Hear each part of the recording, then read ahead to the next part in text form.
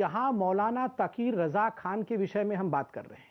एक शब्द की पॉलिटिकल पार्टी के मुंह से कुछ निकल नहीं रहा उसके खिलाफ, एक शब्द बोलने से कतरा रहे हैं, क्योंकि इनको लगता है कि इनके वोट बैंक में सेंध पड़ जाएगा। ये वो लोग हैं जो 2012 में आतंकवादियों को, कुख्यात आतंकवादियों को जेल से छुड़ाना चाहते थे। ये तो शुक्र है इलाहाबाद हाईकोर्ट ने अखिलेश यादव जी की सरकार को फटकार लगाया और ये जो आतंकवादी को अखिलेश जी छोड़ रहे थे, ये आतंकवादी छूट न पाए।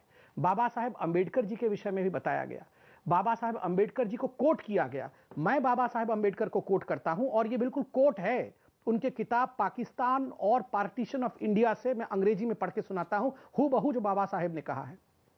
Islam is a close corporation and the distinction that it makes between Muslim and non-Muslim is a very real, very positive and very alienating distinction. The brotherhood of Islam is not the universal brotherhood of man. It is a brotherhood of Muslims for Muslims only. There is a fraternity, but its benefit is confined to those within that corporation. For those who are outside of the corporation, there is nothing but contempt and enmity.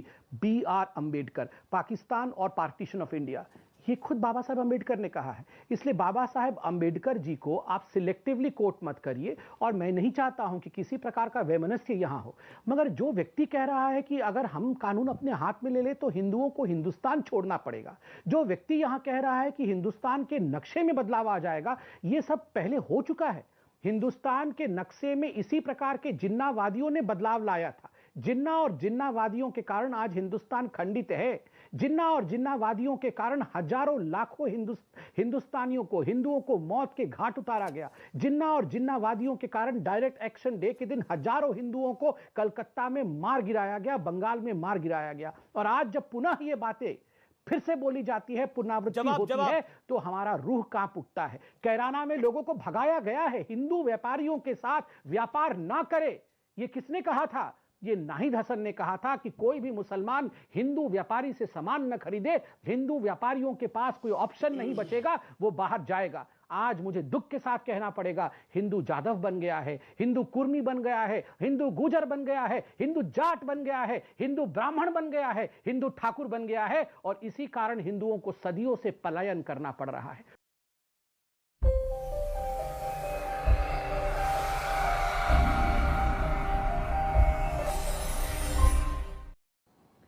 देखिए अमीश भाई, पहले तो मुझे आश्चर्य हो रहा है कि ये कांग्रेस पार्टी के प्रवक्ता भाग क्यों गए। जब उनको आना था तो अभी नदारद क्यों है? और मैं 5 बजे से देख रहा हूं, जब से डिबेट आरंभ होता है इस विषय में कोई भी कांग्रेस का आधिकारिक प्रवक्ता डिबेट करने नहीं आ रहा है, क्योंकि जानते हैं कि रजा खान को, तौकीर रजा खान को पार्टी में तो ले लिया है, उनका समर्थन तो ले लिया है, मगर डिफेंड नहीं कर सकते हैं जिस प्रकार की बातें तौकीर रजा खान ने बोला है। हिंदुस्तान का नक्शा बदल देंगे, हिंदुओं को इस देश से भगा के रहेंगे अगर हम कानून अपने हाथ में लेते हैं, हिंदुस्तान से हिंदू पलायन कर जाएगा। ये सब बोलने के बाद कांग्रेस वाले उसको डिफेंड करने की इस मुंह से आते, इसलिए वो भाग गए हैं। दूसरी बात है, ये जो इक्विवेलेंस लाने की कोशिश की जा रही है कि हिंदू भी तो ऐसे हैं तो मुसलमानों ने बोल दिया, बड़ी कमाल की बात है। हम यहाँ किसी को डिफेंड नहीं करते हैं। अगर किसी हिंदू ने कुछ अनुचित बोला होगा, और बोला भी है कई जगहों पे, तो याद करिए न्यूयॉर्क टाइम्स से लेके वॉशिंगटन पोस्ट तक पूरे विश्व में भूकंप आ जाता है कि हाय हाय हिंदुओं ने क्या कर दिया, हिंदू आतंकवाद, हिंदू फलाना, हिंदू डिकड़ा, सब शुरू हो जाता है। कांग्रेसी जाके पाकिस्तान तक में रोना शुरू कर देते हैं, मोदी को हटाओ, हिंदू आतंकवाद आ गया है। मगर जब तौकीर रजा खान जैसे इस प्रकार की बदजुबानी करते हैं, याद करिए उन्होंने क्या कहा था सीए के समय, हम तो अल्लाह वाले हैं, अगर हमारे बस में आ जाए तो हम तो खून की नदियां बहा देंगे, खून की नदियां। और हम बड़े कन्वीनियंटली चुप रहते हैं, कहीं भूकंप नहीं आता है, किसी अखबार में भी ये छपता नहीं है। कभी ये डिबेट, आज तो हम लोगों ने प्रेस कॉन्फ्रेंस कर दिया, ये विषय डिबेट का बन गया, वरना ये तो 7 फरवरी का वीडियो है।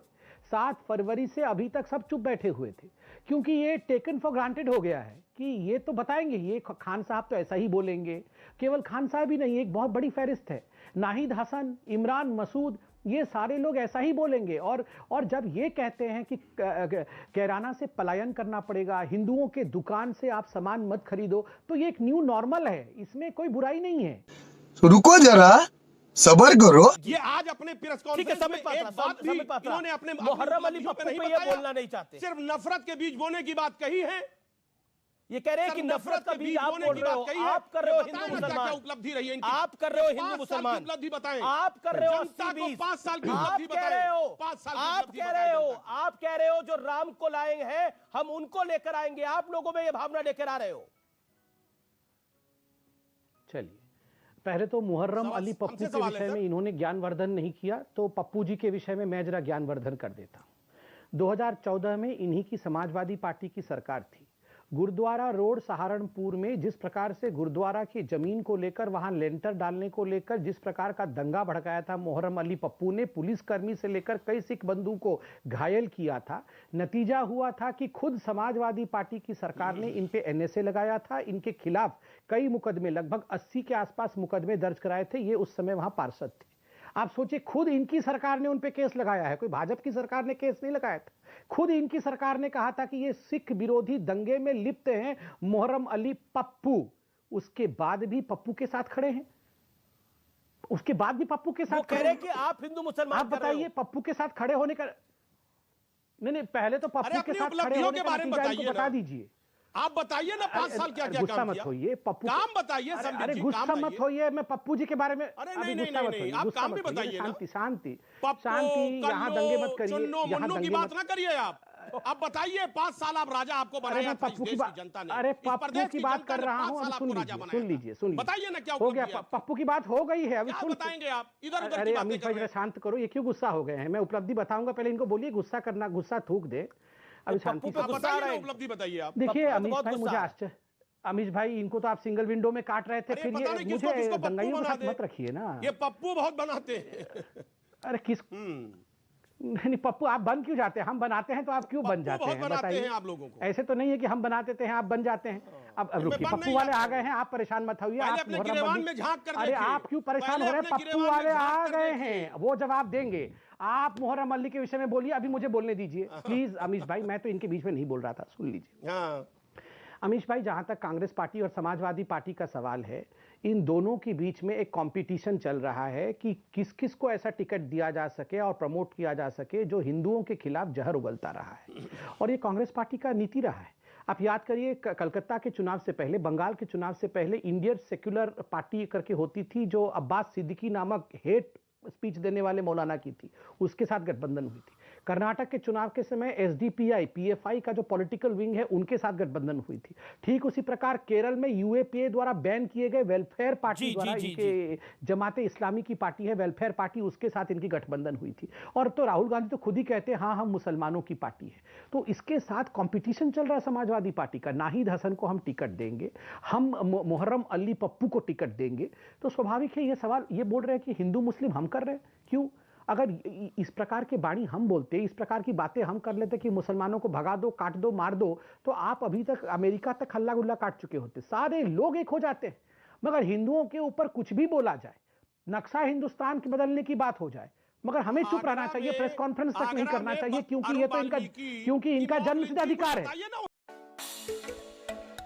तो गाइस, वीडियो अच्छी लगी हो तो वीडियो को लाइक कर दीजिए, शेयर कर दीजिए, और आप ऐसे वीडियो और देखना चाहते हो तो मेरे चैनल को सब्सक्राइब कर दीजिए। धन्यवाद।